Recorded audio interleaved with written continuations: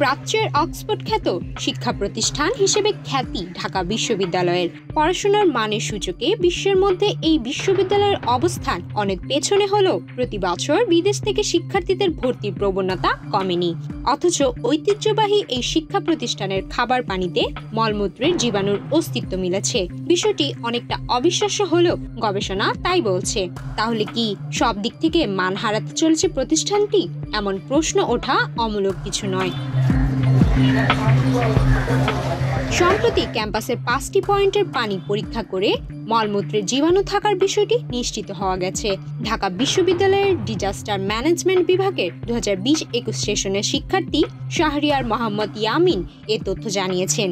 এর আগে স্বপ্রণোদিত হয়ে ঢাকা বিশ্ববিদ্যালয়ের বিভিন্ন খাবার পানির উৎসে 10টি নমুনা সংগ্রহ করেন তিনি, যার 5টি পয়েন্টের পানির নমুনা পরীক্ষার পর মিলেছে এমন চাঞ্চল্যকর তথ্য। আমি আমাদের ক্যাম্পাসের বেশ কয়েকটা জায়গা থেকে স্যাম্পলগুলো কালেক্ট করছি।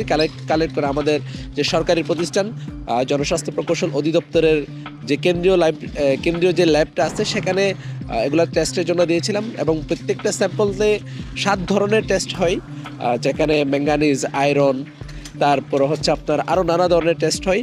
তার মধ্যে সবথেকে যেটা বেশি গুরুত্বপূর্ণ ছিল সেটা হচ্ছে কোলিফর্ম যেটা ব্যাকটেরিয়া আছে সেটা নির্ণয় করা।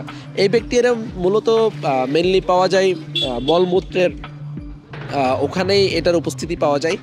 তো সেই জায়গা থেকে আসলে এটা খুবই উদ্বিগ্ন এবং খুবই দুঃখজনক যে আমাদের ক্যাম্পাসের যে আমাদের খাবার পানি, সেই পানিতেও কিন্তু এই জীবাণুটার উপস্থিতি পাওয়া গেছে। সো এটার এখন পর্যন্ত অবশ্যই খুব হাই লেভেলে যায় নাই, একদম মিনিমাম পর্যায়ে আছে।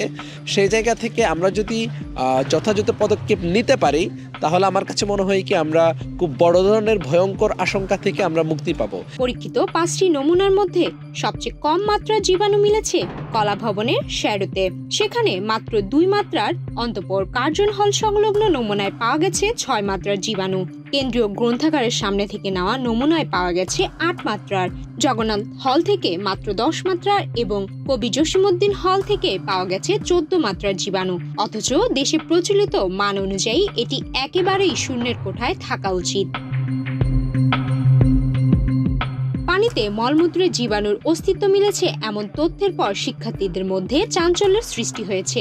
এ বিষয়ে শিক্ষার্থীরা জানান, ঢাকা বিশ্ববিদ্যালয়ের পানি মানে হচ্ছে সবচেয়ে বিশুদ্ধ পানি, ঠিক আছে, আমরা জানতাম এটা।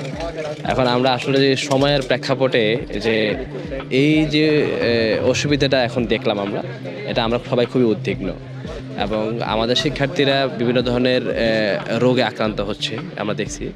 কিন্তু আমাদের এটা যে পরীক্ষা করাটা কতটা অনেক বেশি আমরা বুঝতে পারলাম যেটা পরীক্ষা করার পরে, যে আসলে আমাদের আরও সচেতন হওয়া উচিত, এবং বিশ্ববিদ্যালয় কর্তৃপক্ষ আমরা মনে করব যে এটা দ্রুত পদক্ষেপ না নিলে তখন আমাদের শিক্ষার্থীরা আরও অসুস্থ হয়ে যাবে দিন দিন।